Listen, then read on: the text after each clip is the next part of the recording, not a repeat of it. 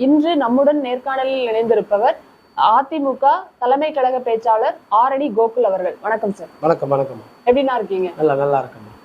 ஆனா அதிமுக பொதுக்குழு ரொம்ப பிரம்மாண்டமா நடத்தி முடிச்சிருக்காங்க. அடுத்த கட்டம் என்னன்னு கேட்கும்போது அதிமுக இது எங்களுடைய முதல் படின்னு நிரூபிச்சிருக்காங்க. உங்கள் கருத்து என்னன்னா?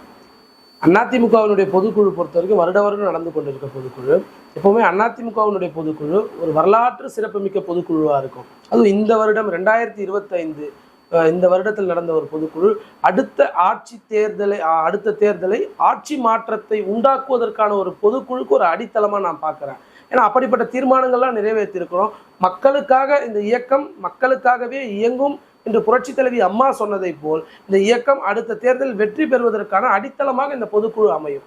எங்களால் எடப்பாடியார் இந்த பொதுக்குழுவிலே மிகச் சிறந்த முறையிலே தொண்டர்களின் உணர்ச்சியை ஊட்டுகின்ற வகையிலே எப்படி தேர்தல்களை சந்திக்க வேண்டும், திராவிட முன்னேற்ற கழகத்தினுடைய ஊழல்களை எல்லாம் மக்களிடத்திலே எப்படி கொண்டு செல்ல வேண்டும் அப்படின்றதெல்லாம் அருமையாக தொண்டர்களுக்கு புரிகின்ற வண்ணம், நாட்டு மக்களுக்கு தெளிகின்ற வண்ணம் அருமையாக எடுத்து வைத்திருக்கிறார். அதனால் இந்த பொதுக்குழு எங்களுக்கு ஒரு வெற்றியினுடைய முதல் படியாக தான் நான் பார்க்கிறேன்.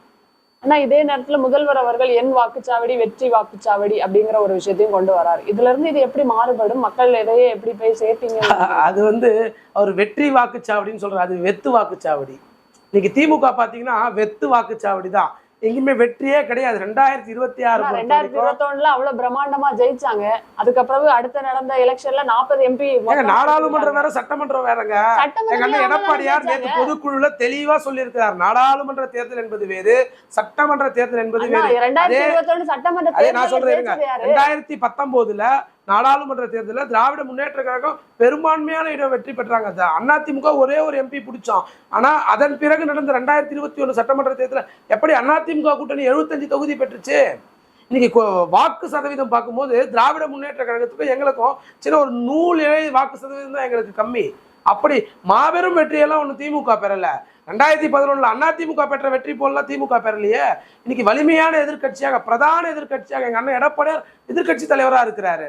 அது எப்படி நீங்க மாபெரும் வெற்றின்னு சொல்லலாம்? அது ஏதோ ஒரு மயிர் இழையில ஆட்சி இழந்து விட்டோம் அப்படிதான் நம்ம பார்க்கணுமே தவிர்த்து அது மாபெரும் வெற்றியெல்லாம் கிடையாது. மக்கள் தெளிவா இருக்கிறாங்க. அதனால கருணாநிதி பையன் சட்டையெல்லாம் கிழிச்சுன்னு சுத்துறானேன்னு 2021 ஒரு முறை வாக்கு கொடுத்துட்டாங்க. இந்த முறைலாம் மக்கள் தெளிவா இருக்கிறாங்க எப்படி எடப்பாடியாரை முதலமைச்சர் ஆக்கலாம்னு. அதனால திராவிட முன்னேற்ற கழகத்தை பொறுத்தவரை வருகின்ற தேர்தலிலே வெத்து வாக்குச்சாவடி தானே தவிர்த்து வெற்றி வாக்குச்சாவடி எங்கேயுமே கிடையாது. டெபாசிட் இழந்து 2011 போல் வரப்போற தேர்தல் அமையும் என்பதில் நான் தெளிவா இருக்கிறேன். நாட்டு மக்கள் தெளிவா இருக்கிறாங்க. ஆனா மக்களுக்கான எல்லா முன்னேற்ற வசதிகளையும் செஞ்சிருக்கோம். பெண்களுக்கான 1000 ரூபாயில இருந்து மாணவர்களுக்கான 1000 ரூபாய், இன்னைக்கு மடிக்கணினி வேற கொடுத்திருக்கோம். நான் என்ன கேக்குறேன், நீங்க நாட்டு மக்களுக்கு ஒண்ணுமே பண்ணலையே. நாளைக்கு எலெக்ஷன் வரப்போது இன்னைக்கு லேப்டாப் கொடுக்குறீங்க. 4 ஆண்டு காலம் எங்க போயிருந்தீங்க?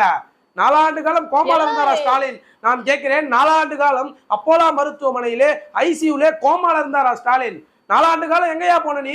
நிதி பற்றாக்குறையா இருக்கும்போது நிதி வராங்க. ஒப்பனுக்கு நடுக்கடல்ல பேனா வைக்கிறதுக்கு நிதி இருக்குது. மாணவர்களுக்கு மடிக்கணினி கொடுப்பதற்கு நிதி இல்லையா? 2011 எப்படி இருந்துச்சு தமிழ்நாடு? எங்க பார்த்தாலும் கரண்டே கிடையாது. அதையும் மாத்தி மாணவர்களுக்கு மடிக்கணினியும் கொடுத்த தலைவி எங்க தலைவி புரட்சி தலைவி அம்மா. ஏன்னா மாணவர்களுடைய வாழ்க்கையிலே ஒளியேற்றி வைத்த இயக்கம் அதிமுக இயக்கம். 4 ஆண்டு காலம் மாணவர்களுக்கு லேப்டாப் கிடையாது, இன்னைக்கு கொடுக்குறாரு. இன்னைக்கு பாத்தீங்கன்னா ஸ்மார்ட் போனே பெரிய லெவல்ல வளர்ந்துருச்சுமா. எல்லாரும் ஸ்மார்ட் போன்ல இன்னைக்கு இன்டர்நெட்ல இருந்து எல்லாத்தையும் பார்க்கக்கூடிய நிலவுக்கு இன்னைக்கு 5G வந்துருச்சு. எல்லா டெக்னாலஜியும் வளர்ந்துச்சு. நீ டெக்னாலஜி இல்லாத காலத்துல தாங்க கொடுக்கணும்.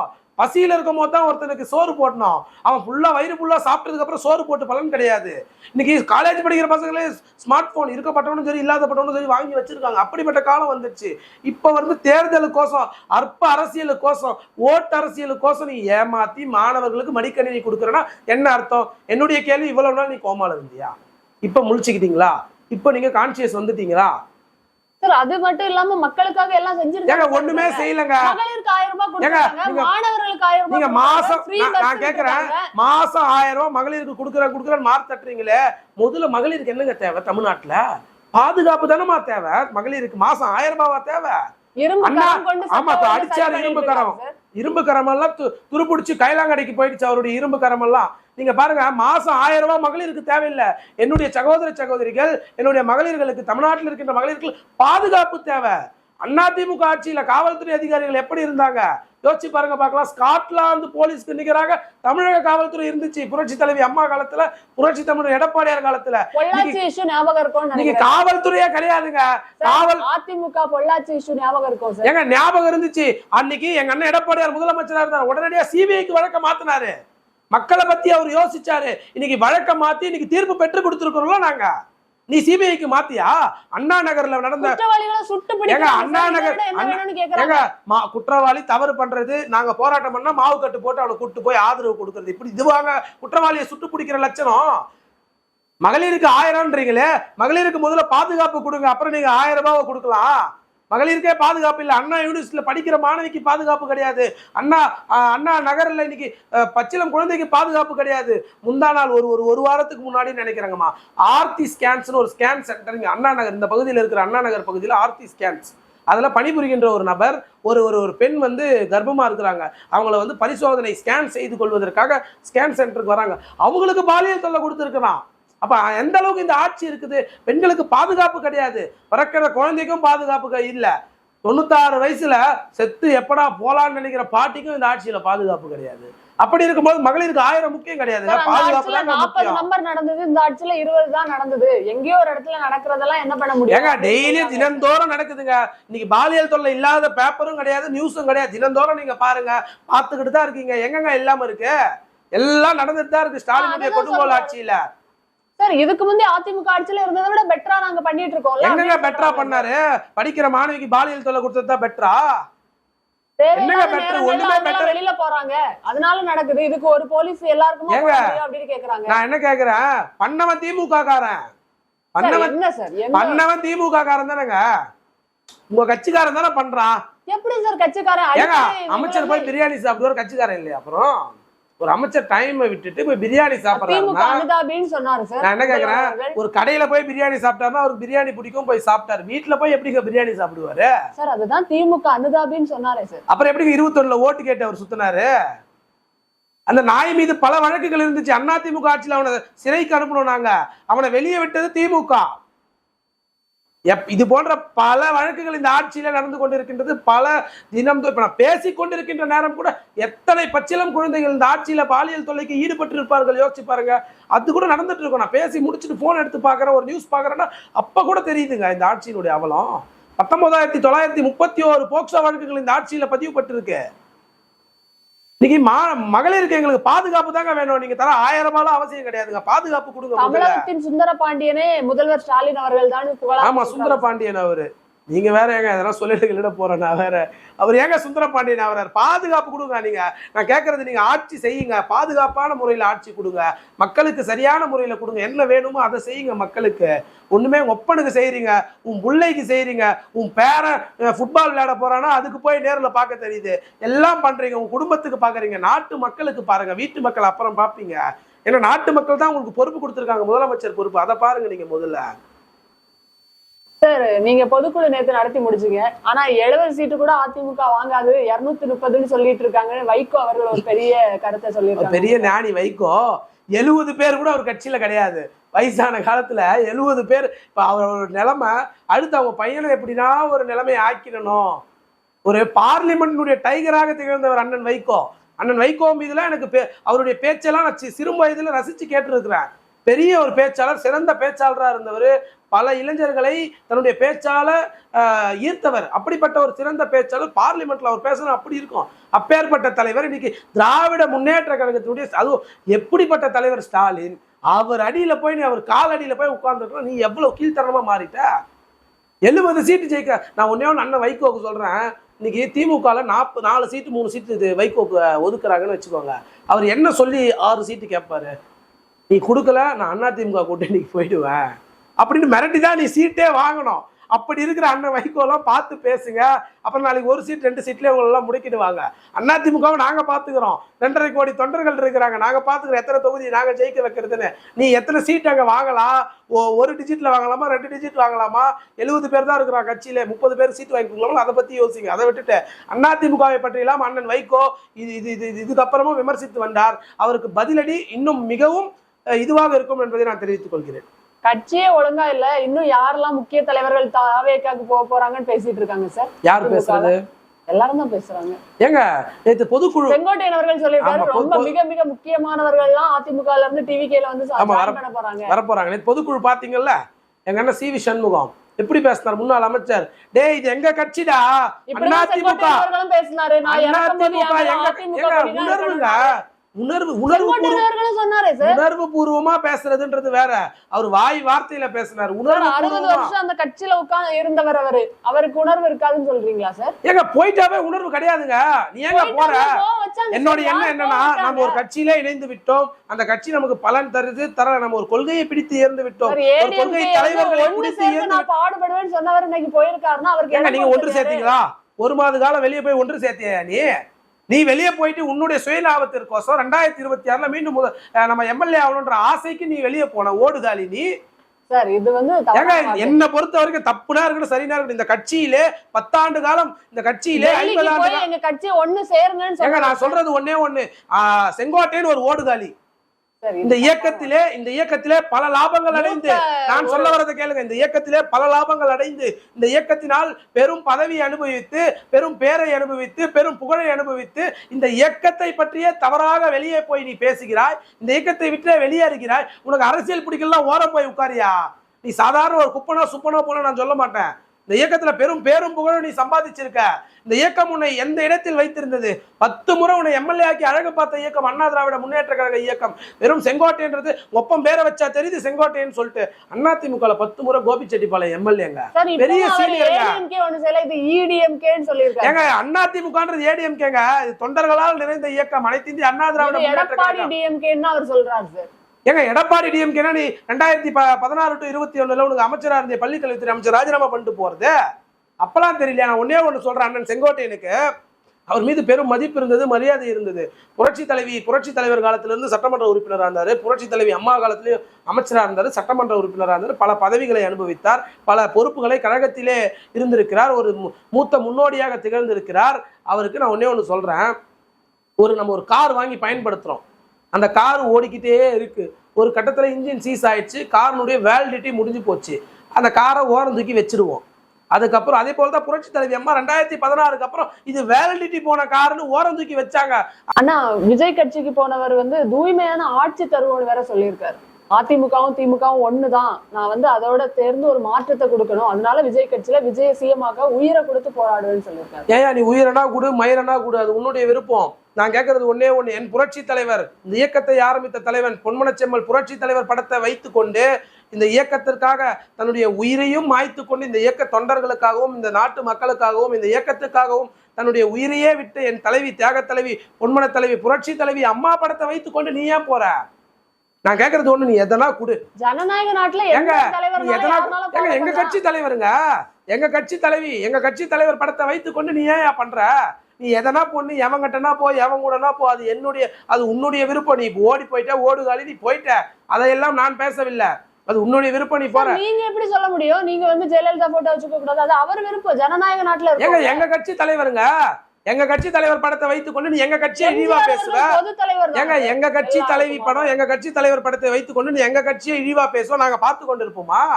அவர் தான் தெளிவா சொல்றாரு சார், இது அதிமுக இல்ல, இது இடிஎம்கே. ஏங்க அந்த ஆளுதான் வயசாகி போச்சு, கேஎம்சி ஹாஸ்பிட்டலுக்கு போகாம டிவிகேக்கு போயிருக்காருன்னா ஏதேதோ பேசி கொண்டு இருக்கிறாரு. என்ன பேசுறதுன்னே அண்ணன் செங்கோட்டையனுக்கு தெரியாம போச்சு. எப்படி பேசணும், என்ன பேசணும்? 50 ஆண்டு காலம் இந்த அரசியல் வாழ்க்கையிலே உனக்கு வாழ்க்கை பிச்சை போட்ட அண்ணா திராவிட முன்னேற்ற கழகத்திலிருந்து நீ வெளியே போய் இந்த இயக்கத்தை நீ இவ்வளவு இழிவா பேசுற. அண்ணன் எடப்பாடியார் உனக்கு கடைசி காலகட்டத்திலே உன்னை அமைச்சராக்கி அழகு பார்த்த தலைவர் எடப்பாடியார். நீ பள்ளி கல்வித்துறை அமைச்சராயிருப்பியா? உனக்கு கொடுத்து அழகு பார்த்தவருங்க எடப்பாடியாரு. ஒரு ஓடாம இருந்த காரை எப்சி பண்ணி மீண்டும் 2016 பிறகு ஓட வச்சவர் எங்க அண்ணன் எடப்பாடியார். உனக்கு அமைச்சர் கொடுத்தாங்களா அம்மா 2016 அப்புறம்? கொடுத்தவர் எங்க அண்ணன் எடப்பாடியார். நீ அவரை போய் பழி போடலாமா? அவரை பற்றி நீ தவறா பேசலாமா? நீ என்ன வேணா உண்மையை பேசியா, தவறானது ஏன் பேசுற? நீ எந்த கட்சிக்கு வேணா போ, எங்க வேணா போ. நாளைக்கு ஸ்டாலின் வீட்டிலே கூட போய் உட்காரு, அண்ணா அறிவாலயத்துக்கு வாட்ச்மேனா கூட போ, அது உன்னுடைய விருப்பம். இந்த இயக்கத்தை பத்தி நீ ஏன் தவறா பேசுற? போனவன் மூடிக்கிட்டு அந்த வேலையை செய்ய, எங்க இயக்கத்தை பற்றி எல்லாம் பேசாத. ஓடிட்டியா, அதோட இருக்கணும்.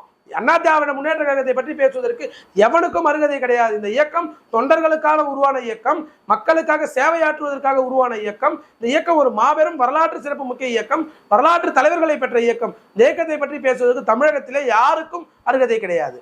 ஆட்சி செய்வது இபிஎஸ் இல்ல அவரோட பையன் தான் வர ஒரு பேச்சு போயிட்டு இருக்கே சார். ஏங்க நீங்க வேணா பாருங்க, எடப்பாடியார் பையன் எதெல்லாம் வந்திருக்காரு. எடப்பாடியார் இந்த மக்களுக்காக உழைக்கிறார். அவர் எங்கங்க வாரிசுன்ற அடிப்படையில் அவங்க பையன் எதுக்குங்க வந்திருக்காரு நீங்க சொல்லுங்க பார்க்கலாம். அவருடைய மருமகனுக்கு சீட்டு கொடுத்துட்டாரு, அவர் பையனுக்கு சீட்டு கொடுத்து ஏதாவது ஒண்ணு சொல்லுங்க. ஒண்ணுமே சொல்ல முடியாதுங்க, சும்மா வாய் வார்த்தைக்கு சொல்லலாம். எடப்பாடியார் இந்த இயக்க தொண்டர்கள் நேற்று கூட பொதுக்குழுல சொல்லியிருக்காரு, இங்க வந்திருக்கின்ற அடிமட்ட தொண்டர்களுக்கு தான் இந்த அண்ணா திராவிட முன்னேற்ற கழகத்திலே சீட்டே தவிர வேறு யாருக்கும் கிடையாதுன்னு நேற்று சொல்லியிருக்கிறாரு. உழைக்கிறவங்களுக்கு சீட்டு, பெயிண்ட் அடிக்கிறவங்களுக்கு கள்ளக்குறிச்சியில எங்க அண்ணன் செந்தில்குமார் கள்ளக்குறிச்சியில பெயிண்டர், சாதாரண பெயிண்டர், அப்படிப்பட்டவருக்கு 2021 சீட்டு கொடுத்தாரு. ஏற்காடு தொகுதியில 100 நாள் வேலைக்கு போனவங்க எங்க அக்கா சித்ரா 2 முறை எம்எல்ஏ ஆயிருக்காங்க, 3 முறை எம்எல்ஏ ஆயிருக்காங்க. அந்த அக்கா 100 நாள் வேலையில பணிபுரிந்தவங்க புரட்சி தலைவி அம்மா சீட்டு கொடுத்தாங்க. அதன் வழியிலே எடப்பாடியார் மீண்டும் சீட்டு கொடுத்தாரு. நீங்க உழைக்கின்ற தொண்டர்களுக்கு வாய்ப்பு கொடுக்கக்கூடிய இயக்கம் அனைத்து இந்திய அண்ணா திராவிட ஜாதியின் ஆதிக்கம் தான் அதிமுக செயல்படுதுன்னு ஒரு பேச்சு ரொம்ப அடிப்படையா வந்து ஏங்க எது அண்ணா திராவிட முன்னேற்ற சும்மா அப்படிதாங்க வதந்திகள் எல்லாம் பரப்புவானுங்க.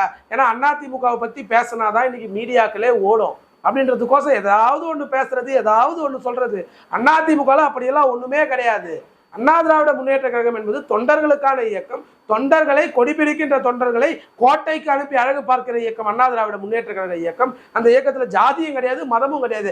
அப்படி பார்த்தா ஒரு கழகத்தினுடைய அவைத்தலைவராக ஒரு இஸ்லாமிய சகோதரர் அண்ணன் அவைத்தலைவர் அவரை உட்கார வச்சு அழகு பார்த்துருக்குமா இயக்கம்? இந்த இயக்கம் சொல்லுங்க பார்க்கலாம்.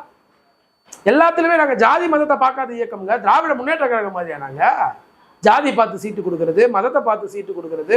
ஒரு பட்டியலினத்து எம்எல்ஏவா இருந்தா, நேற்று கூட பார்த்தேன், ஒரு பட்டியலினத்து திமுகவினுடைய முன்னாள் எம்எல்ஏ ஒருத்தர் ஸ்டாலினை சந்திக்க நேரம் கேட்டிருக்காரு.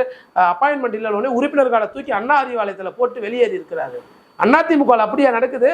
இந்த இயக்கம் மக்களுக்காக யார் போனாலும் எங்க அண்ணன் எடப்பாடியார் கிரீன் வேஸ்ட்ல அவர் வீடு கதவு திறந்துருக்கும். அண்ணன் எடப்பாடியாரை பார்க்க வந்திருக்கோம்னா தொண்டர்கள் உடனடியாக உள்ள அனுப்பி தலைவரை பார்த்துட்டு வருவோம். அப்படிப்பட்ட இயக்கம் அதிமுக. அப்படிப்பட்ட பொதுச் செயலாளரை நாங்கள் எல்லாம் பெற்று இருக்கிறோம். இந்த இயக்கத்துல எவன் வேணா பேசுவான். இந்த இயக்க தொண்டர்கள் அவ்வளவு உற்சாகமா இருக்கிறோம், அவ்வளவு தெளிவா இருக்கிறோம். எப்பொழுது ஆட்சி வரும் எதிர்பார்த்து கொண்டு இருக்கிறோம். கொண்டாடுவதற்காக இனிப்பு கொடுத்து கொண்டாடுவதற்கு, பட்டாசு வெடித்து கொண்டாடுவதற்கு தயார் நிலையில இருக்கிறோம். அதனால பேசுறவா அப்படித்தான் பேசுவான். சார், நேற்று பொதுக்குழுவுல இபிஎஸ் அவர்கள் வெளியிட்டதுல ஒரு முக்கியமானது திமுகவின் ஊழல் லிஸ்ட் அப்படின்னு ஒரு லிஸ்டே வெளியிட்டு இருக்காரு. அது மட்டும் இல்லாம கிட்னி திருடர்களுக்கு வந்து நான் ஆட்சி அமைச்சா கண்டிப்பா ஒரு தண்டனை உண்டுன்னு சொல்லியிருக்காரு. இது உங்களுக்கு கருத்து என்ன? திமுகவை பொறுத்த வரைக்கும் மொத்த அமைச்சருமே ஊழல் அமைச்சர். அவங்க கட்சியே ஊழலுக்காக ஆரம்பிக்கப்பட்ட கட்சி தான். பேரறிஞர் அண்ணா இருக்கும்போது சரியான இருந்த இயக்கம். அவர் மறைவிற்கு பிறகு ஊழலுக்காகவே ஊற்றுக்கண்ணாக இருந்தவர் திரு கருணாநிதி. அவருக்கு செலவு வைக்கணும்னா சத்தியமா வைக்கலாம். ஊழல் செய்வதிலே சிறந்த தலைவர் கருணாநிதினு அவருக்கு ஒரு செலவு வைங்க. அப்படிப்பட்ட தலைவர் அவரு. அந்த கட்சியே அப்படிப்பட்ட கட்சி, அந்த கொள்கைகளே அப்படிப்பட்ட கொள்கை. அதிமுகல இருந்த அமைச்சர்கள் தான் அங்கேயே இருக்காங்க. அப்ப ஊழல்லாம் அப்ப இங்கே தானே சார் இருந்திருக்கும். பாலாஜி அவர்களாக இருக்கட்டும், சேகர் பாபு அவர்களாக இருக்கட்டும், எல்லாரும் அதிமுகல இருந்தா அங்க இங்க இருக்கும்போது சரியா இருந்தான். அதுக்கப்புறம் அவனுக்கு என்ன வந்துருச்சு, இங்க கொள்ளையடிக்கணும்ன்ற ஆசை வந்துருச்சு. சரி, அதிமுக வந்து மக்களுக்கான இயக்கம், இங்க கொள்ளையடிக்க முடியாது, புரட்சி தலைவி அம்மா விரட்டி அடிச்சுடுவாங்க, போடா நம்மளுடைய ரூட்டை திருப்பு, கோபாலபுரத்துக்கு போனா கொள்ளையடிச்சுக்கலாம். உள்ள இருந்திருக்காங்க சார். ஏங்க அவர் மீது பொய்யான வழக்குகளை போட்டு அவரை எப்படியெல்லாம் நோகடிக்க வேண்டும் என்று அவருடைய பொய்யான வழக்குகள்லாம் அதெல்லாம் உண்மையான வழக்குகள். நீ மக்கள் கிட்ட போய் கேளுங்க. கருணாநிதி படத்தை காமிச்சு, அம்மா படத்தை காமிச்சு மக்கள் கிட்ட போய் கேளுங்க, 2 பேர்ல யாருங்க ஊழல் செஞ்சாங்கன்னு கேளுங்க. மக்கள் சொல்றது திருட்டு பையன் தாங்க. மக்கள் சொல்லுவான், நான் சொல்ல, இந்த ஆள் தாங்க மொத்தமே பண்ணது அப்படின்னு மக்களே சொல்லுவாங்க. ஏன்னா மக்களுக்கு தெரியும் மக்களுக்கான தலைவர் யாரு, மக்களுக்காக பேசுகின்ற தலைவர் யாருன்னு மக்களுக்கு தெளிவா தெரியும். அப்படி இருக்கும்போது இன்னைக்கு எங்க அண்ணன் எடப்பாடியார் சரியான முறையில ஊழல் பட்டியல வெளியிட்டு இருக்காரு. ஏன்னா ஒவ்வொரு அமைச்சரும் இன்னைக்கு சிறைக்கு போக போறாங்க. நடக்கும்போது நாங்க வந்து தீர்ப்பு வாங்கி கொடுப்போம்னு திமுக சொல்லி வந்தாங்க. இன்னைக்கு வரைக்கும் என்னன்னு தெரியாது எங்களுக்கு. அதே மாதிரிதான் இன்னைக்கு அதிமுகவும் சொல்றாங்க, நாங்க அடுத்த ஆட்சிக்கு வந்தா நாங்க வந்து எப்பவுமே நாங்க சொல்றதுதாங்க செய்வோம். அண்ணா திராவிட முன்னேற்ற கழகத்தை பொறுத்த வரைக்கும் சொல்லுகின்றதை செய்து காட்டுகிற இயக்கம் அண்ணா திராவிட முன்னேற்ற கழகம் என்று நாட்டு மக்களுக்கு தெளிவா தெரியும். ஏன்னா அதனால தானங்க அவங்க வருடம் ஒரு தொடர் ஆட்சியை கொடுத்தாங்க. 2011 அப்புறம் 16 தொடர் ஆட்சி. புரட்சி தலைவர் காலத்தில் தொடர்ந்து 3 முறை ஆட்சி. அப்படி தொடர்ந்து மக்கள் வாக்களிக்கிறாங்க. இன்னைக்கு நமக்கு ஒரு விஷயம் பிடிக்குதுன்னா அந்த விஷயத்தை மீண்டும் மீண்டும் நம்ம போய் ஒரு கடைக்கு வாங்குறோம் அப்படின்னா நமக்கு பிடிக்கவே தானே போய் வாங்குறோம். அப்படி மக்கள் இந்த இயக்கத்தை விரும்புறாங்க. ஏன்னா இந்த இயக்கம் மட்டும் தான் தமிழகத்திலே சொல்கின்றதையும் செயலிலே காட்டுகிற இயக்கமாக அண்ணா திராவிட முன்னேற்ற கழகம் இருக்கும்னு மக்களுக்கு தெரியும். அண்ணன் எடப்பாடியார் இப்ப சொல்லியிருக்கிறார், ஊழல் செய்கின்றவர்களா நான் ஆட்சிக்கு வந்தா கண்டிப்பாக தண்டனை பெற்று தருவேன்னு சொன்னார். கண்டிப்பா அதை செய்வாரு. ஏன்னா அவர் ஆட்சியில் இருக்கும் போதே நீ செந்தில் பாலாஜி உள்ள போயிட்டு இப்ப வெளியே வந்திருக்காருப்பா. ஃபர்ஸ்ட் ஹாப் முடிஞ்சிச்சு. செகண்ட் ஹாப் அண்ணன் KN நேரு ரெடியா இருக்கிறாரு. இன்னொரு ஓரிரு வாரங்கள்ல கண்டிப்பாக அரெஸ்ட் ஆயிடுவார். நான் ஒரு சில பத்திரிகைகள்லாம் படித்தேன். கண்டிப்பா அவர் அரெஸ்ட் ஆகக்கூடிய வாய்ப்பு அதிகமாக இருக்கிறது. அதனாலதான் அவன் பையன் போய் நீ நிர்மலா சீதாராமனை போய் சந்திக்கக்கூடிய நிலை இன்னைக்கு தமிழ்நாட்டில் வேற ஏதாவது ஒரு விஷயத்துக்காக வேற எதுக்கு போக போறீங்க? எந்த ஷா வந்தாலும் எங்களுக்கு பயம் இல்ல, டெல்லி பாதுஷா எல்லாம் இங்க ஒண்ணும் பண்ண முடியாது நம்மளுடைய முதல்வர் வந்து ட்வீட் பண்ணிருக்காங்க. டெல்லி பாதுஷா தான் நீங்க இது ஒண்ணும் பண்ண முடியாது. எதுக்கு நீங்க போய் அம்மையார் நிர்மலா சீதாராமனையா போய் சந்திச்சிருக்கீங்க? எதனால அங்க போய் சந்திக்கிறீங்க? இதே ஸ்டாலினை கேட்கறேன், நீங்க ஓடுனீங்களே மக்கள் பிரச்சனைக்கு ஓடுனீங்களா? உங்க வீட்டு மக்கள் பிரச்சனைக்கு தானே ஓடுன நீ டெல்லிக்கு? உன் மந்திரிங்களும் அப்படித்தானே இருக்கானுங்க. அவனுக்கு பிரச்சனைனா ஓடுறது டெல்லிக்கு, மக்களுக்கு பிரச்சனைனா ஓடுறது கிடையாது. ஏங்க மேகதாது அணையில நீர் வரலங்க அது பண்ணுங்கன்னா அதெல்லாம் நான் பார்த்துக்கிறேங்க, இது பண்ணிருக்கேங்க, அது மனு கொடுத்துருக்கேன்னு சொல்றதை தவிர்த்து போய் நேரடியா மக்களுக்காக போராடுவது கிடையாது. மக்களுக்காக போய் டெல்லியில போய் தலைவர்களை சந்தித்து தமிழ்நாட்டு பிரச்சனைகளை பேசுவது கிடையாது. உன் வீட்டுல பிரச்சனை ஈடி வந்துடுச்சு வரலன்னு நம்மளுடைய பிரைம் மினிஸ்டர் கூட அவர் போய் சந்திக்கல. மக்களுக்கான மெட்ரோ வராம நான் எப்படி பிரைம் மினிஸ்டர் வரவேற்க முடியும்னு கேட்டவர் சார் முதல்வர். அப்புறம் எதுக்கு வெள்ளக்கோடை எடுத்துட்டு போனாரு? அப்ப மெட்ரோ வந்துடுச்சா? வெள்ளக்கோடை எடுத்துட்டு போனார் இல்ல, அப்ப மெட்ரோ வந்துருச்சுங்களா? ஏங்க இவர் ஒரு அரசியலுக்கோசம் அற்ப அரசியலுக்கோசம் என்னென்ன பண்ண முடியுமோ அப்படி பண்ணக்கூடிய தலைவர் ஸ்டாலின். அவருக்கு என்னன்னே தெரியாது பாவம். வெள்ளக்கொடை கருப்பு கொடை கூட தெரியாது. ஏன்னா ஃபுல்லா கருப்பு கிளாஸ் போட்டு சுத்திட்டு இருக்கிறதுனால அவருக்கு தெரியாது. அப்படிப்பட்டவரா இருக்கிறாரு. அப்படி இருக்கும்பொழுது அவருக்கு என்னங்க தெரியும்? அவர் போய் வீட்டு மக்களுக்கு பிரச்சனைனா மட்டும்தான் அவர் போய் சந்திக்க தெரியுமே தவிர்த்து நாட்டு மக்களுக்கு பிரச்சனைனா போய் பார்க்க மாட்டாரு. இன்னைக்கு நேரு ரெடியா இருக்கிறார் மாற்றுறதுக்கு. 1020 கோடி ஊழல் வந்திருக்கு நகர்ப்புற வளர்ச்சித்துறையில. இந்த டாய்லெட் கட்டினது அதெல்லாம் 7.5% 10% வரைக்கும் இதுல கமிஷன் அடிச்சிருக்காங்கன்றதுக்கோசம் இதுல மாட்டிருக்கு. நல்லா தெளிவா மாட்டிருக்காப்புல நேரு. வந்து கொடுத்த சாட்சியெல்லாம் எதிர்த்து FIR வந்து காவல்துறை போடலன்னு ஒரு கம்ப்ளைண்ட் வருது இல்ல சார்? அது காவல்துறை ஏவல்துறை, ஸ்டாலினுடைய ஏவல்துறையா மாறி போச்சு.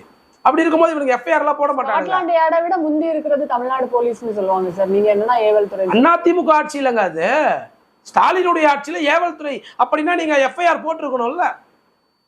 இந்த ஆட்சியை பத்தி குறை சொல்றவங்க, ஒரு மீடியா குறை சொல்லுது அப்படின்னா, ஒரு அரசியல் விமர்சகர் குறை சொல்றாங்கன்னா அவங்க மேலெல்லாம் வழக்கு போடுற, ஊழல் பண்றவங்க மேல ஏன் வழக்கு போட மாட்டேற? இந்த அமைச்சர் மீது இவ்வளவு ஊழல் இருக்கு, அமைச்சர் பட்டியல இருந்து நீக்கு, ஏங்க நீக்க மாட்டீங்க? இன்னைக்கு நெக்ஸ்ட் நேரு ரெடியா இருக்காருங்க. அடுத்து 2வது arrest Nehru. First wicket Senthil Balaji விழுந்துருச்சு. 2வது விக்கெட் இப்படிதான் சொன்னாங்க. வெளில வந்து அதே இலாகா வாங்கிட்டு அமைச்சரா இன்னைக்கு இருக்காரு. நாங்க 2வது எல்லாம் சொல்லலாம், ஆனா எங்களை யாரும் உள்ள வச்சிருக்காங்க, நாங்க அதே பதவியில தான் இருக்கோம்னு சொல்றாங்களே. அப்பனா இவங்க ஆட்சி மேலதானங்க தப்பு. ஓராண்டு காலம் அவர் நாங்க சிறையில வச்சிருந்தாங்கல்ல. மீண்டும் அவருக்கு தியாகி பட்டத்தை கொடுத்து நடு வீட்டில் ஏற்பி உட்கார வைக்கிறேன்னா உனக்கு வருமானம் அவன் பெற்றுத்தரான், ஊழலை எட்டு வந்து உங்க கொடுக்குறான் உங்க குடும்பத்துக்குன்றதுக்கோசம் இவர் வச்சிருக்காரு. அப்ப யார் மீது தவறு? ஒரு தவறு இருக்கிறதுனால தானே அவர் ஓராண்டு காலம் இருக்கிறாரு. இல்ல நீதிமன்றமே அவர் வெளியிடாத அளவுக்கு, ஜாமீன் தராத அளவுக்கு ஓராண்டு காலத்துக்கு சிறையில் இருந்தவர் நபரை நீ மீண்டும் அமைச்சரவையில சேர்க்கிறேன்னா என்ன அர்த்தம்? தேர்தல் நெருங்கினருக்கு திமுக மீது மற்ற கட்சிகளுக்கு காழ்ப்புணர்ச்சி, அதனாலதான் இப்படி குறி வைக்கப்படுறாங்க அப்படின்னு சொல்றாங்க. குறியும் வைக்கல, ஒண்ணு வைக்கல, மொத்த பேர் திருட்டு பசங்களாகிறானுங்க. எல்லாம் பண்ண தப்பு. உப்ப தின்னா தண்ணி குடிச்சே ஆகணும். அப்படி இருக்கிற காலத்துல மாட்டிக்கிட்டு இருக்காங்க மொத்த அமைச்சரும். முதல் விக்கெட்டு செந்தில் பாலாஜி பெரிய விக்கெட் விழுந்துச்சு. 2வது எங்க அண்ணன் பொன்முடி விழுவாருன்னு பார்த்தோம். 2வது விக்கெட் அவர் டக் அவுட் ஆயிட்டு போயிட்டாரு. அப்படியே கையெடுத்து கும்பிட்டு ஐயா வயசாயிடுச்சு நடக்க முடியாது, நான் சிறையெல்லாம் போனா என்ன பண்றதுன்னு அவரு டக் அவுட் ஆயிட்டு போயிட்டாரு. 3வது விக்கெட் தான் இப்போ KN நேரு. இன்னொரு ஓரிரு வாரங்கள்ல கண்டிப்பா அரெஸ்ட். KN நேரு கண்டிப்பா அரெஸ்ட் ஆவாருங்க. அவர் மீது தகுந்த சாட்சிகள்லாம் மாட்டிருக்கு. அவருக்கு கண்டிப்பா அவர் அரெஸ்ட் ஆவதற்கு 100%, 99% வாய்ப்பு இருக்கிறது. அவர் கட்டாயம் அரெஸ்ட் ஆவார். ஏன்னா நான் ஒரு சில பேப்பர்களில் படிக்கும் போதே அவர் எந்த அளவுக்கு ஊழல் செய்திருக்கிறான்னு தெரிஞ்சிருக்கு. ED அவ்வளோ எக்ஸ்பிளனேஷனா கொடுத்துருக்காங்க இவர் மேல. இப்ப இருக்க பொறுப்பு DGPக்கு கொடுத்துருக்காங்க. அவர் ஒண்ணுமே பண்ண மாட்டாருங்களே. ஒரே ஒரு இது கூட அவங்களால FIR கூட பதிவு பண்ண முடியல. அடுத்து அண்ணன் துரைமுருகன் 4000 கோடி மணல் ஊழல். அடுத்து பொங்கல் தொகுப்புல பண்ண அமைச்சர் ஊழல். அவர் ரெடியா இருக்கார். மொத்த ஊழல் பட்டியல் தயாராகி விட்டது. ஒவ்வொரு அமைச்சரா தேர்தல் நெருங்க சிறைக்கு செல்ல போகிறார்கள். இவர்கள் எல்லாம் ஸ்டாலின் சொல்றாரு பாருங்க, அடுத்து நாங்க தாங்க ஆட்சி, உதயநிதி சொல்றாரு நாங்க தாங்க மீண்டும் முதலமைச்சர், நாங்க தாங்க ஆட்சி செய்வோம். கண்டிப்பா நீங்க தான் ஆட்சி செய்வீங்க. ஆனா சட்டமன்றம் வந்து செயின்ட் ஜார்ஜ் கோட்டையில இருக்காது, புழல் சிறையில இருக்கும். மொத்த அமைச்சரும் ஒவ்வொரு ரூம்ல இருப்பாங்க. ஸ்டாலின் அங்க ஜெயில் வார்டனா இருப்பாரு, மொத்த பேரையும் பார்த்துக்கிட்டு. பள்ளிக்கூடம் படிச்சுனா பாளையங்கோட்டையிலன்ற பாட்டு மாதிரி இவர் பாடிக்கிட்டு மொத்த அமைச்சரையும் பார்த்துக்கிட்டு இருப்பாரு. அது மாதிரி கண்டிப்பா எல்லாரும் சிறைக்கு போக போறாங்க, உறுதியாகி விட்டது. இந்த ஆட்சியே சிறை செல்லக்கூடிய ஆட்சி. சப்போஸ் இந்த ஆட்சியில நடக்கவில்லை என்றாலும் எங்கள் அண்ணன் எடப்பாடியார் முதலமைச்சராக பிறகு கண்டிப்பாக தவறு செய்கின்ற நாய்களை கண்டிப்பாக சிறைக்கு அனுப்புவார் அண்ணன் எடப்பாடியார் என்பதிலே மக்கள் தெளிவாக இருக்கிறார், உறுதியாக இருக்கிறார். இந்த நிலையில மழை நிவாரணம் கேட்டு 5000 கோடி கேட்டு மறுபடியும் மத்திய அரசு நம்மளுடைய தமிழக அரசு கேட்டிருக்கு சார். இதுல வருஷம் 4000, போன டைம் 4000 கோடி கேட்டாங்க.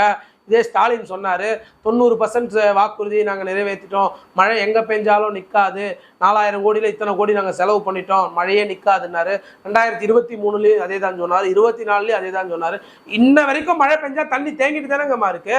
இல்ல நிக்கவே இல்ல, ஆறு மாதிரி ஓடிட்டு தான் இருக்குன்னு நம்மளுடைய மேயர் பிரியா சொல்றாங்களே. பீச் மாதிரி ஆயிடுச்சு, மெரினா பீச் மாதிரி சென்னை மாநகரமே. மக்கள் எந்த குறையுமே சொல்லல, சந்தோஷமா இருக்காங்க. ஆமா சந்தோஷமா இருக்காங்க மக்கள். பாவம் அவன் தண்ணியில இருந்து தப்பிச்சா போகணும்னு இருக்கா.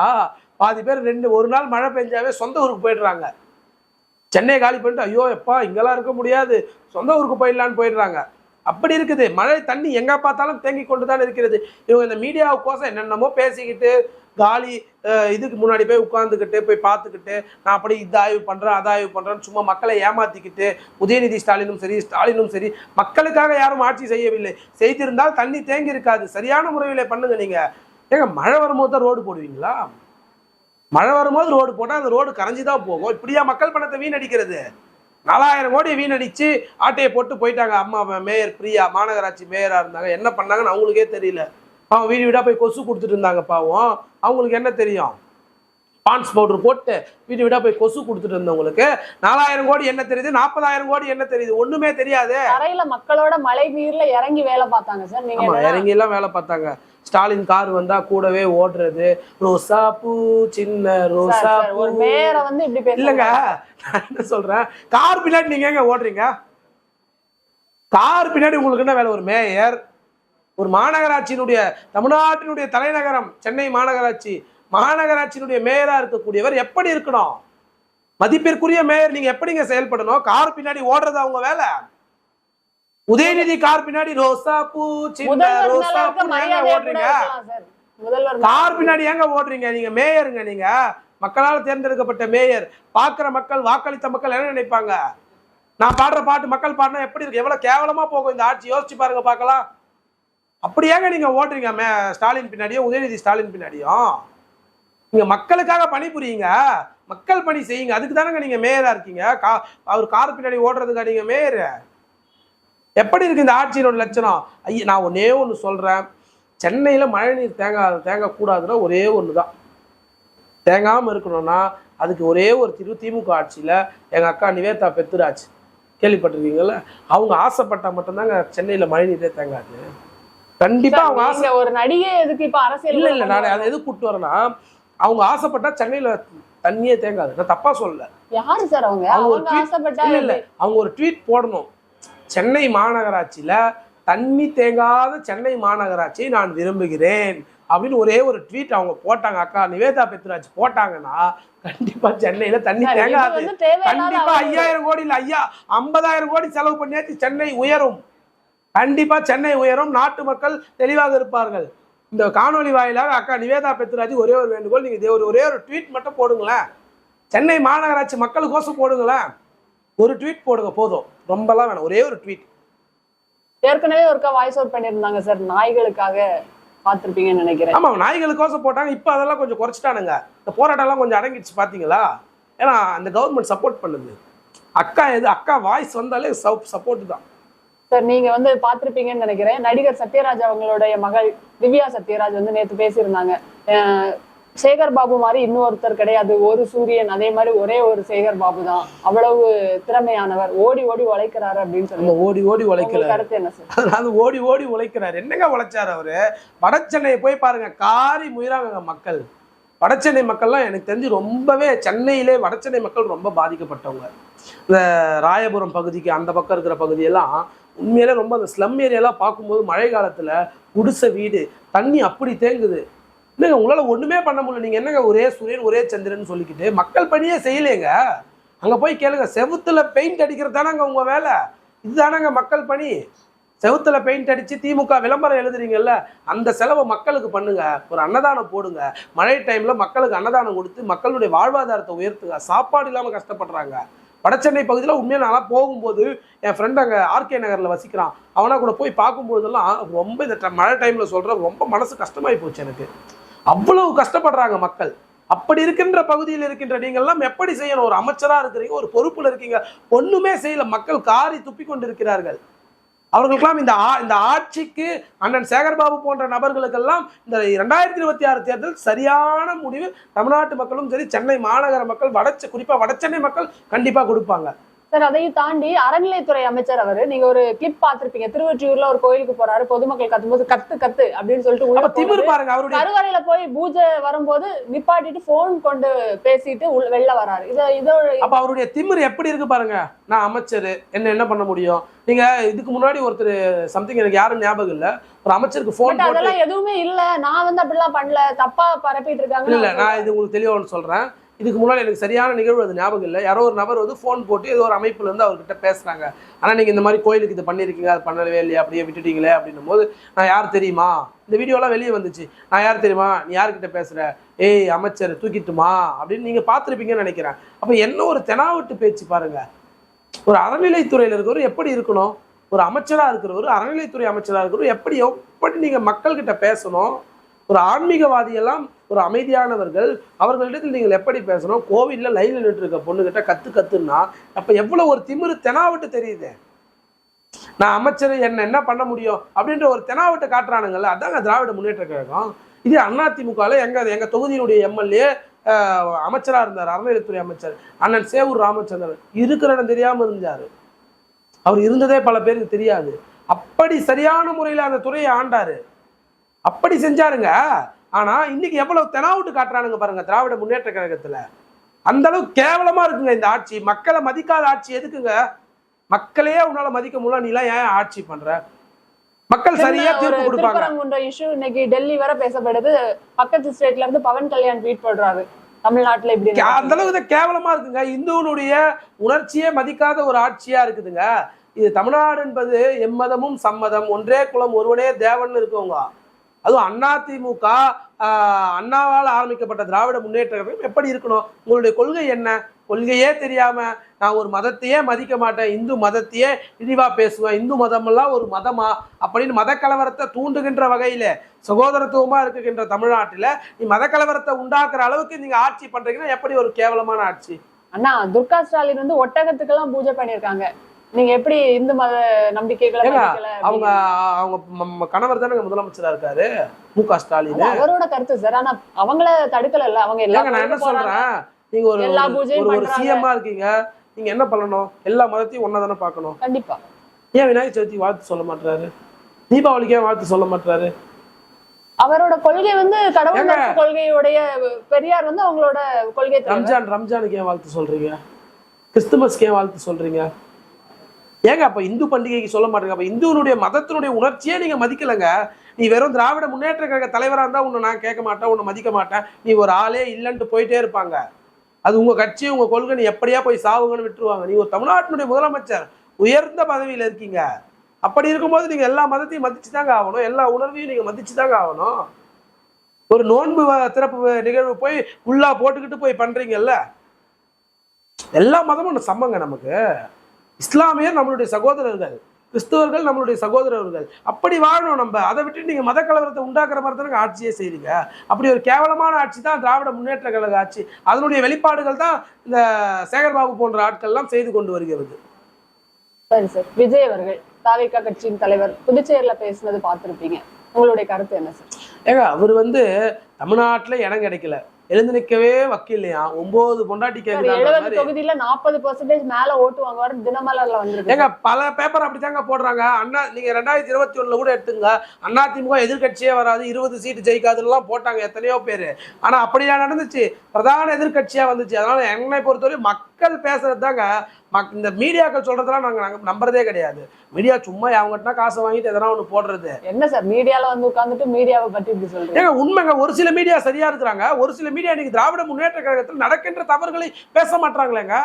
அதிமுக கட்சி உடஞ்சி போச்சு, விஜய் சேருவாரா இதுவா மக்கள் பிரச்சனை?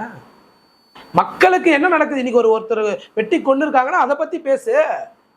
ஒரு சட்டம் ஒழுங்கு இந்த ஆட்சியை சந்திசித்து கொண்டிருக்குது, அதை விவாதம் பண்ணுங்க. அதையே பண்ண மாட்டாங்களே. திராவிட முன்னேற்ற கழகத்தில் கொத்தடிமையாக பல மீடியாக்கள் நீங்க தப்பா எடுத்துக்கு போய் பல மீடியாக்கள் போயிட்டாங்க. அதனால தாங்க இந்த ஆட்சி அப்படி இருக்கிறது. யோசிச்சு பாருங்க பார்க்கலாம். இன்னைக்கு விஜய் போய் புதுச்சேரிக்கு போயிருக்காரு, தமிழ்நாட்டிலே அவருக்கு இடமும் கிடைக்கல, ஒன்றும் கிடைக்கல. அவர் தெரிஞ்சு போச்சு அப்புறம் தமிழ்நாட்டு நம்மள பேசவே விட மாட்டாங்க போலுது. அடுத்த முதல்வரே அவர் தான் சொல்றாங்க. யாயிரம் சொல்லாங்க, யார் வேணா. கூட்டத்தை பார்த்திருப்பீங்களா சார்? அவ்வளவு பெரிய பிரம்மாண்டமான கூட்டம். எங்கம்மா கூட்டம்? சும்மா இவனுங்களே சொல்லி ட்ரோன் எடுத்து போட்டுக்கிட்டு. இன்னைக்கு நான் ஒன்று சொல்றேன், 2013-14 எனக்கு சரியா ஞாபகம் இல்லை. எங்க ஊர் ஆரணியில கமல் சில்க்ஸ்னு ஒரு சில்க்ஸுக்கு ஓப்பனிங்க்கு வந்து நடிகை த்ரிஷா வந்திருந்தாங்க. நடிகை த்ரிஷா கடை ஓப்பன் பண்றதுக்கு வந்திருந்தாங்க, சீஃப் கெஸ்டா கூப்பிட்டு இருந்தாங்க. சரியான கூட்டம். சென்னை முழுக்க ஒரு நடிகை வந்தா பார்க்க போவாங்கல்ல, அதுபோல எவ்வளவு பேர் ஆவலோட ஆசையோட அந்த அம்மாவை பார்க்கறதுக்கு அவ்வளவு கூட்டம்.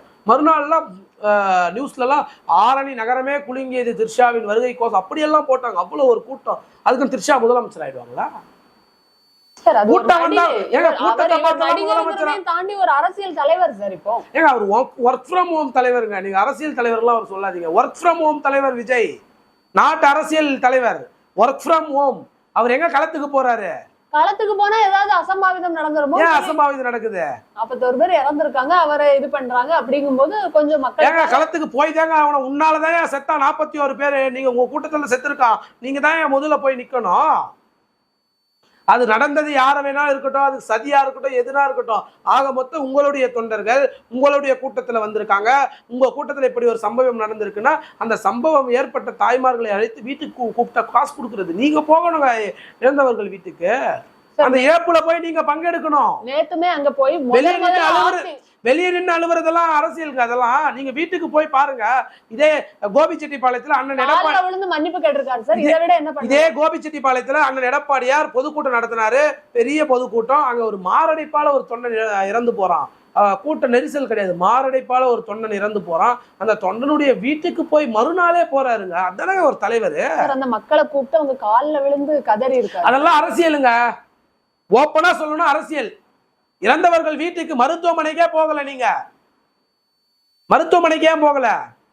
எதுக்கு அர்ஜென்டா பிளைட் புடிச்சு ஏன் ஓட்டுனீங்க? காவல்துறையோட இதுன்னு சொல்றாங்களே சார். ஏங்க நீங்க போக முடியல? புசி ஆனந்த் எங்க போனாரு?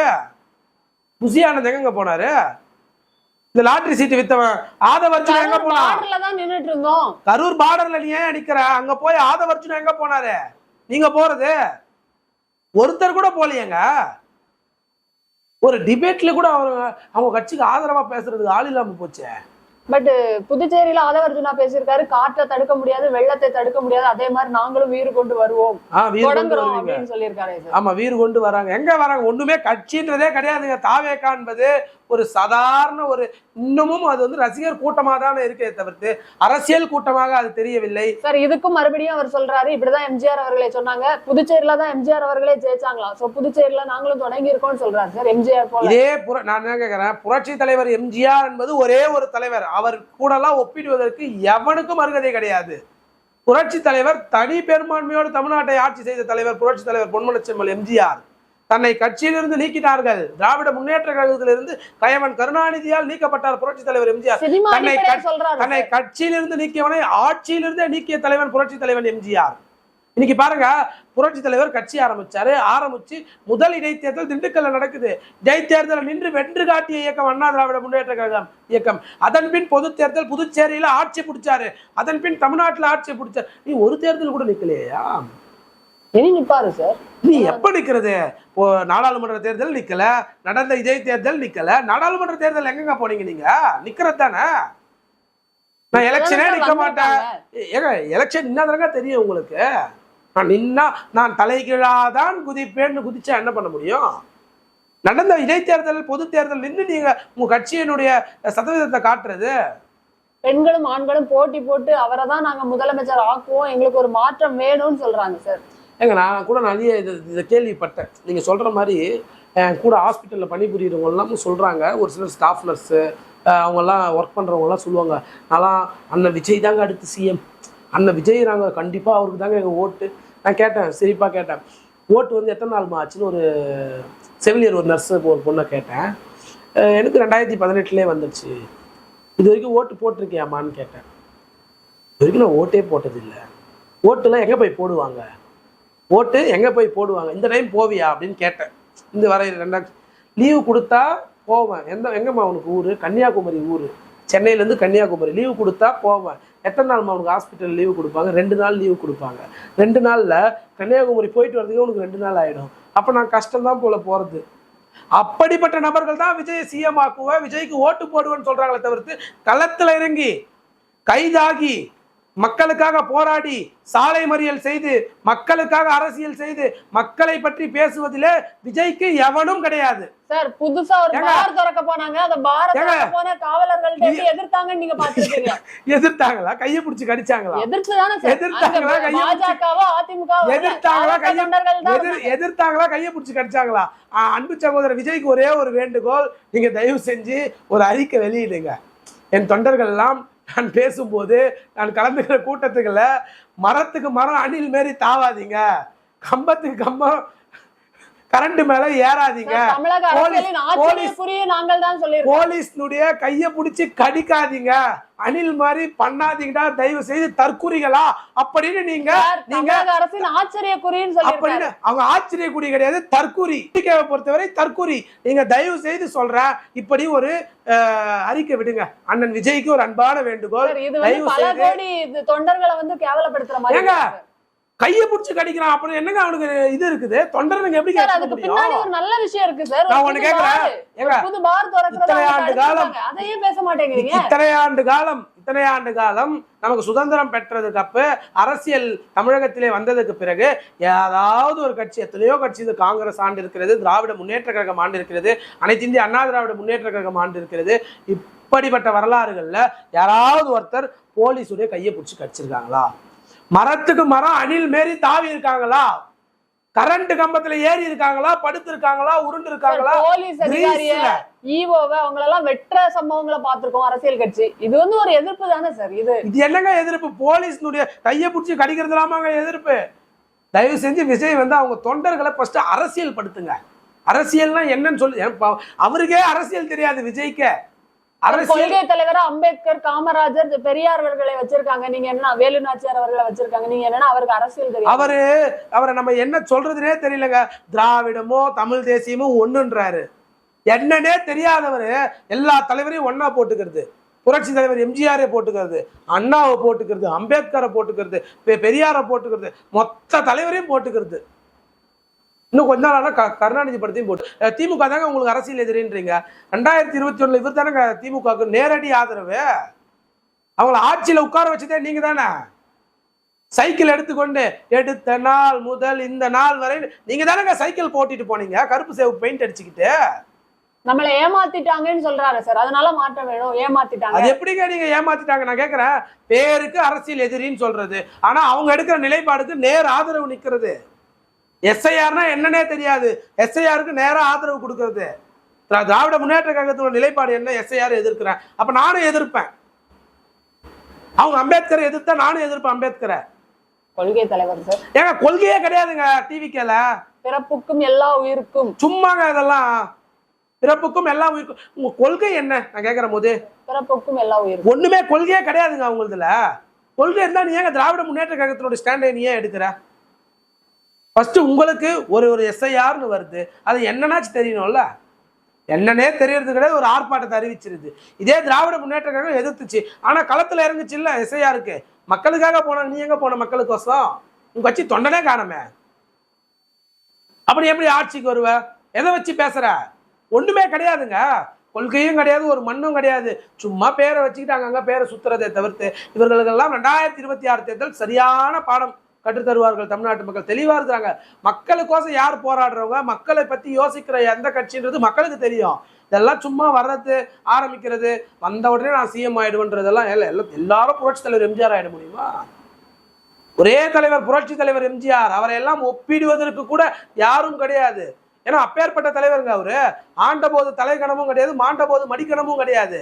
அவரை பற்றி சொல்லுங்க பார்க்கலாம். அப்படி வாழ்ந்த தலைவர். நீ வந்து கட்சி ஆரம்பிச்சு ஒண்ணுமே ஒரு 2 வருஷம் கூட முழுசா முடியும். தொடர்ந்து எம்ஜிஆர் அவர்களை கையில் எடுக்கிறதுக்கு என்ன காரணம் நினைக்கிறீங்க? ஏங்க இது ஒரு அரசியல் தானுங்க. தலைவரை வச்சாதான் தமிழ்நாட்டுல அரசியலே பண்ண முடியும். இதே ஸ்டாலினே சொல்லலையா?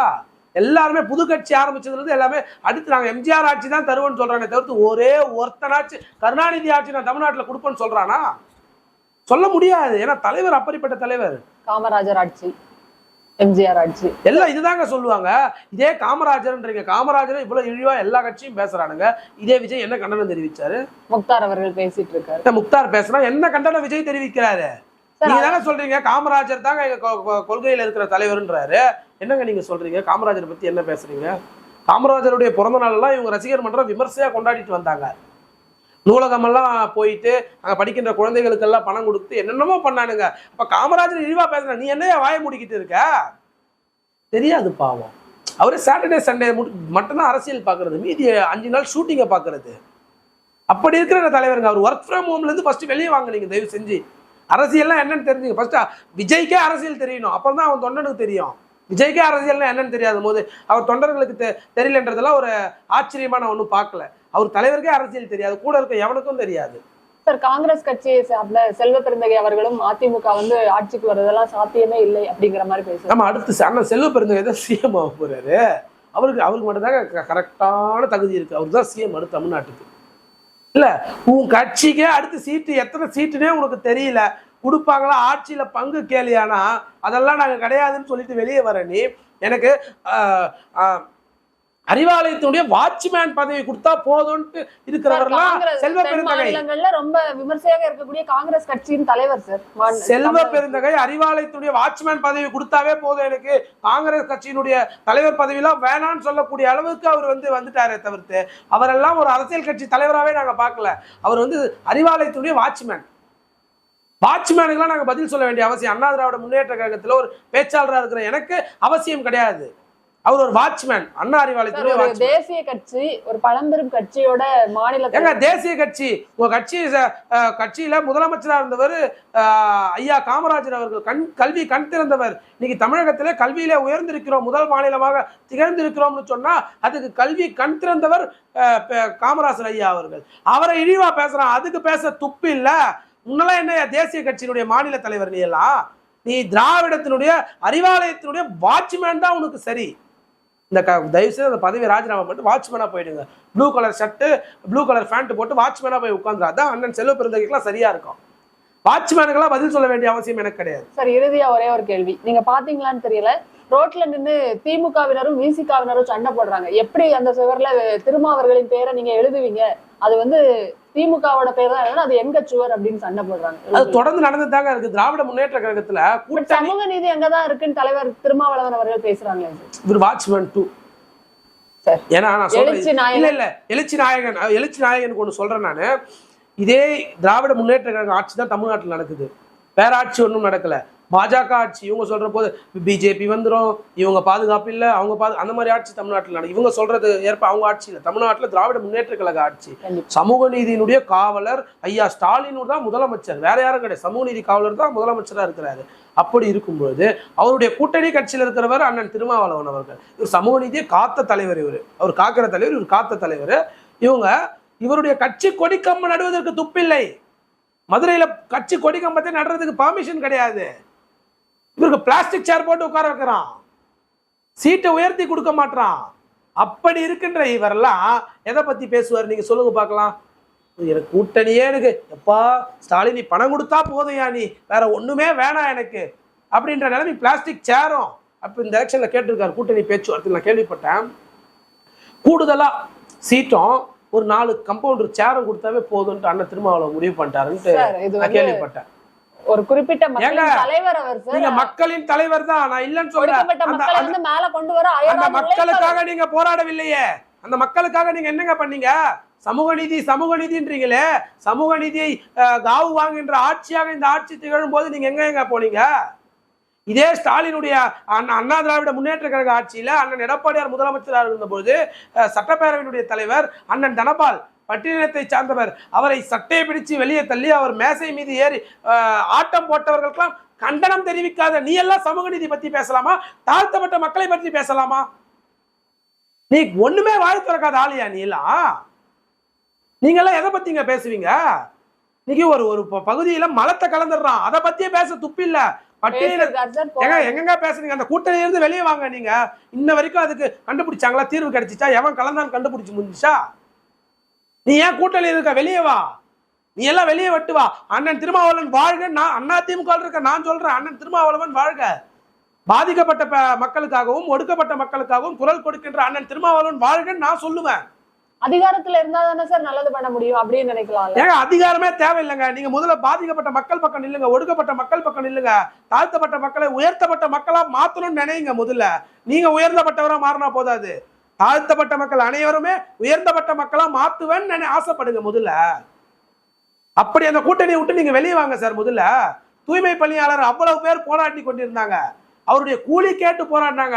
அப்ப இந்த முதலமைச்சர் கூலி பணம் பார்க்க போனாரு, அதை கண்டிச்சு நீங்க வெளியே வாங்க கூட்டணியை விட்டு. முதல்ல அண்ணன் திருமாவளவன் வாழ்கை. ஆரணி கோகுல் அதிமுக இருக்கின்ற ஆரணி கோகுல் நான் சொல்றேன். அதெல்லாம் உன்னால பண்ண முடியல, ஒன்னும் பண்ண முடியல, சேர் கொடுத்தா போதும்னு நினைக்கிறேன்னா நீ எல்லாம் எப்படிங்க அந்த மக்களுக்காக தலைவர் நாங்க ஏத்துக்க முடியும்? ஓகே சார், இவ்வளவு நேரம் எங்களுடைய கேள்விகளுக்கு மிக பொறுமையாகவும் தெளிவாகவும் பதிலளித்தமைக்கு நன்றி. ரொம்ப நன்றி. தேங்க்யூ.